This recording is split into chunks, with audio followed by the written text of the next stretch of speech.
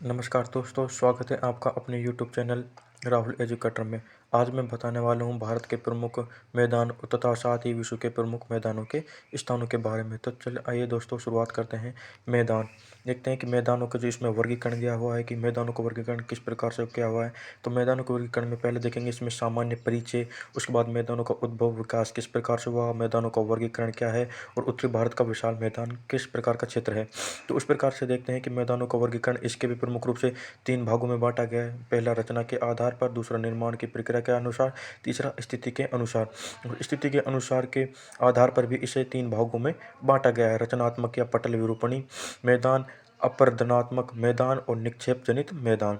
और देख सकते हैं कि आप अपरदनात्मक मैदान को भी कई भागों में बाँटा गया है, जैसे कि नदी द्वारा निर्मित मैदान है, हिम अपर्दित मैदान, पवन अपर्दित मैदान, चूनेदार कास्ट मैदान।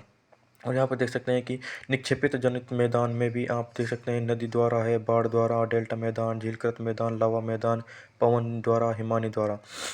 और उत्तरी भारत का विशाल मैदान, इसे भी मुख्य रूप से 3 भागों के आधार पर इसकी तुलना की गई, जैसे कि एडवर्ड स्यूज की संकल्पना, इसके आधार पर इसका वर्णन किया गया है, सिडनी ब्राड की संकल्पना और सामान्य संकल्पना। इसके आधार पर हम देख सकते हैं कि जो प्रमुख मैदान क्षेत्र हैं उनका वर्गीकरण इस प्रकार से क्या हुआ है।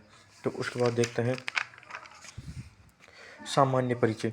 तो ऊंचाई की दृष्टि से सागर तल से 150 किलोमीटर ऊंचे किंतु समतल तथा विस्तृत स्थलखंड को मैदान कहा गया है। अब मैदानों का उद्भव तथा विकास किस प्रकार से हुआ, अर्थात मैदानों का निर्माण किस प्रकार से हुआ, उनकी उत्पत्ति किस प्रकार से हुई, उसके बारे में जानेंगे। तो पटल विरूपणी बल के कारण अधिमहाद्वीपीय सागर में जलमग्न स्थलखंडों के उत्थान के कारण, जैसे कि great plains province USA America में है। नदियों द्वारा पर्वतों के निक्षेप में के कारण, जैसे कि भारत का उत्तरी विशाल मैदान। दूसरी बात, 2 श्रेणियों के मध्य भूसन्नति का वलन क्रिया संपन्न न होने पर उनका सपाट रह जाना, जैसे हंगरी का मैदान। सागरीय किनारों पर तटीय भाग निमज्जन के कारण जलमग्न हो जाता है तथा किनारों पर जमा हो जाने पर, जैसे कि भारत का कर्नाटक उत्तरी सरकार पूरी तटीय भाग। सागर के निवर्तन तथा सूखने के कारण, जैसे भारत का कच्छ का मैदान, ज्वालामुखी विस्फोट से तथा पठारों के घिरने से। मैदानों का वर्गीकरण, मैदानों का वर्गीकरण किस प्रकार से है, जैसे कि रचना के अनुसार वर्गीकरण है, निर्माण की प्रक्रिया के अनुसार और स्थिति के अनुसार। तो रचना के आधार पर जैसे समतल मैदान, तरंगित मैदान, लहरदार मैदान या फिर उर्मिल मैदान, उर्विच्छेदित या विभाजित मैदान, ये इम्पोर्टेंट है। उसके बाद निर्माण की प्रक्रिया के अनुसार अंतर्जात बल द्वारा उत्पन्न मैदान, पटल विरूपणी मैदान, उत्थान द्वारा निर्मित तटीय मैदान और अवतलन तथा निक्षेप द्वारा उत्पन्न मैदान। आकस्मिक घटना या द्वारा निर्मित मैदान, ज्वालामुखी लावा मैदान, बहिर्जात बल द्वारा निर्मित मैदान, अपरदनात्मक मैदान, निक्षेप जनित मैदान। और स्थिति के अनुसार देखें तो आंतरिक मैदान और सागरीय मैदान, ये मैदानों का वर्गीकरण है। अब इनके बारे में हम डिटेल से वर्णन करेंगे। देखते हैं रचनात्मक पटल विरूपणी मैदान किसे कहते हैं। पटल विरूपणी क्रिया के अंतर्गत महादेशजनक बल यानी कि एपेरोजेनेटिक फोर्स द्वारा भूपटल में उत्थान तथा अवतलन या सागर के स्थलखंड के निर्गमन या निमज्जन के कारण मैदान का निर्माण होता है। अधिमहाद्वीपीय सागरों में निमज्जन भाग के ऊपर उठने के कारण यह मैदान बनता है, जैसे कि यूएसए के वृहत मैदान, कनाडा की सीमा, रॉकी पर्वत, सेंट्रल लोलैंड प्रोविंस है और रायो ग्रांडे नदी, ये इस क्षेत्र तक, यानी कि ये इसका वर्णन कि उत्तर में, दक्षिण में कहाँ से कहाँ तक, पूर्व से पश्चिम तक ये कहाँ से ये फैला हुआ है। उसके बाद देखेंगे स्थल खंडों के सागरीय तल के से ऊपर उठने पर भी मैदान का निर्माण होता है, जैसे कि अटलांटिक तटीय मैदान। तटीय भाग के अवतलन यानी कि धंसने के कारण भी मैदान का निर्माण होता है, जैसे भारत का कोरोमंडल तथा उत्तरी सरकार का तटीय मैदान। अपरदनात्मक मैदान, नदी द्वारा निर्मित अपरदनात्मक मैदान, नदियों अपने अपरदन चक्र की अंतिम अवस्था में उच्च स्थलखंड, जिसमें पहाड़ है, पठार आदि आते हैं, को काटकर अपने आधार तल को प्राप्त कर लेती है। तो इस तरह के मैदान को पेनीप्लेन या समप्राय मैदान कहा जाता है, जैसे कि गोनांड नांक आकृतियाँ भी इसमें क्या है, प्रमुख हैं। उसके बाद देखें यानी कि हिम अपर्दित मैदान, हिमानी अपर्दित अपर्दन द्वारा उच्च भाग को घिसकर सपाट बना देती है, परंतु उच्चावच मैदान का निर्माण करती है। इस प्रकार के मैदान में चोटियाँ, गोलाकार घाटियाँ, चौड़ी और छोटे छोटे टीले यंत्र तंत्र होते हैं। प्लीस्टोसीन हिम चादर विशाल परतदार चादर है। उसके बाद पवन अपर्दित मैदान, यानी कि पवन के द्वारा किस प्रकार से मैदान का निर्माण होता है। मरुस्थलीय भागों में चट्टानें अक्षय द्वारा विघटित तथा वियोजित होकर ढीली पड़ जाती है। हवाओं के वेग से ये चट्टानें टूट जाती है, जैसे कि सहारा के रेर, शेरिर और हमादा ईटीसी। चूनेदार मैदान या कास्ट मैदान अर्थात चूनेदार मैदान का निर्माण किस प्रकार से होता है? चूने की चट्टानों का घिसकर नीचा हो जाना, इस प्रकार से चूने की चट्टानों का निर्माण होता है, जैसे कि युगोस्लोवाकिया के कास्ट प्रदेश, अमेरिका के पेलोरिडा तथा युकाटन। उसके बाद देख सकते हैं निक्षेप जनित मैदान कौन सा है? गंगा समतल का मैदान है, मिसिसिपी का मैदान, यंगटिस मैदान। आपको इनके बस मेन जो पॉइंट है वो याद रखने हैं, जो कि मेन एग्जाम में हर एग्जाम में पूछे जाते हैं।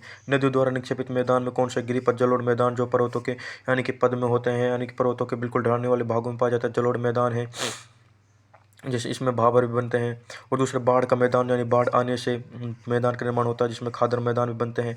डेल्टा का मैदान, यानी कि किसी नदी के मुहाने पर यानी डेल्टा का निर्माण होता है, तो वहाँ पर एक विशाल मैदान का निर्माण होते हैं। जैसे गंगा ब्रह्मपुत्र का डेल्टा माजुली द्वीप पर स्थित है, जो बहुत बड़ा डेल्टा है, जो जैसे कि इसमें कच्चे जूट का उत्पादन होता है। तो ये मैदान किसी न किसी यानी उर्वरकता से लेकर भी बहुत अधिक उपजाऊ क्षेत्र पाए जाते हैं।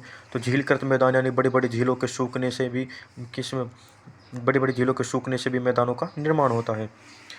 और देखते हैं जैसे कि लावा का मैदान, कहीं पर ज्वालामुखी विस्फोट होने पर अर्थात ज्वालामुखी का उद्गार होने पर भी लावा का मैदान का निर्माण होता है, जो कि अत्यधिक उपजाऊ होता है। जैसे कि फ्रांस, न्यूजीलैंड, आइसलैंड, यूएसए आदि के मैदान, ये काली मिट्टी भी इसमें पाई जाती है। पवन द्वारा निक्षेपित मैदान, ये दो प्रकार का मैदान है, रेतीला मैदान, रेगिस्तान मैदान। अफ्रीका के सहारा क्षेत्र में पाए जाते हैं, जैसे लोएश का मैदान है, मरुस्थलीय से दूर निर्माण होता है इनका। हिमानी द्वारा निर्मित मैदान, जो बर्फ़ के द्वारा बनते हैं, हिमानी अर्थात तथा हिम चादर द्वारा मलबा के निक्षेप से बना मैदान होता है। ये उबड़ खाबड़ तथा दलदली होते हैं, कृषि हेतु अनुपयुक्त होते हैं। शुद्ध हिमानी मैदान और हिमनद अवक्षेप, देखो हिल मैदान यानी छोटे बड़े कण होते हैं, और हिमोड़ मैदान इसमें भारी कण होते हैं। और जबकि हिमनद अवक्षेप मैदान, ये हिमनद द्वारा इसका निर्माण होता है। ये थोड़े से याद करने के रूप से मोस्ट हैं। उत्तरी भारत का विशाल मैदान, जो कि भारत का सबसे बड़ा मैदान कहा जा सकता है। यह विशाल मैदान हिमालय पर्वत तथा प्रायद्वीपीय भारत के मध्य में एक संक्रमणीय पेटी के रूप में विस्तृत है। ओल्डहम नामक विद्वान ने, ये आपको याद रखने वाली पॉइंट है कि ओल्डहम नामक विद्वान ने विशाल मैदान में तलछट की गहराई 1500 फीट बताई। सर्वाधिक गहराई मैदान की दिल्ली तथा राजमहल में है, तथा कम गहराई राजपूताना यानी कि राजस्थान में है। इसके बाद आप देख सकते हैं कि मैदानों की उत्पत्ति में विचारों का क्या मत है, अर्थात कि मैदानों की उत्पत्ति किस प्रकार से हुई, उनका उद्गम किस प्रकार से हो, मैदान किस प्रकार से बने, उसके लिए विचारकों ने अपने अपने विचार दिए हैं, अपनी संकल्पनाएं प्रस्तुत की हैं। जिसमें सबसे पहला आती है एडवर्ड स्यूएज की संकल्पना। हिमालय के निर्माण के समय हिमालय और पठार के मध्य गर्त हो गया था, जिसे नदियों द्वारा लाए गए अवशेषों यानी सेडिमेंट्स के द्वारा भर दिया गया। स्वेज के अनुसार मैदान की गहराई दक्षिण की ओर अधिक थी, परंतु यह परिकल्पना एक्जियम की कही जा सकती है। सिडनी ब्राड की संकल्पना। हिमालय निर्माण के समय हिमालय तथा प्रायद्वीपीय भाग के मध्य एक रिफ्ट घाटी का निर्माण हो गया था। नदियों के द्वारा लाए गए निक्षेपों से घाटी भर गई थी। सामान्य संकल्पना। प्रारंभिक भूगर्भिक इतिहास में अरब सागर का विस्तार वर्तमान गढ़वाल तथा कुमायूं तक था। यहाँ की चूने की पत्थर के शैल इस बात को प्रमाणित करते हैं।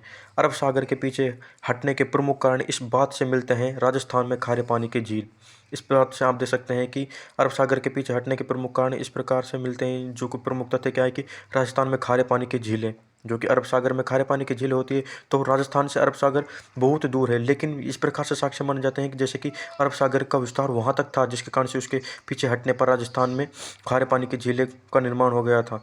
कच्छ की खाड़ी के प्रमुख द्वीप, जो कच्छ की खाड़ी मिली है उसमें भी जो प्रमुख द्वीप हैं, और गंगा का डेल्टा का विकास विगत 500 वर्षों पूर्व हुआ। तो आइए, अगर आपको और भी वीडियो के नोट्स चाहिए यानी कि किसी भी प्रकार से मैदान, ज्वालामुखी, भूकंप से लेकर, तो आप हमारे चैनल को सब्सक्राइब कर सकते हैं और बेल आइकन को दबा सकते हैं, जिस प्रकार से आने वाली सभी वीडियो आप तक पहुंच जाए।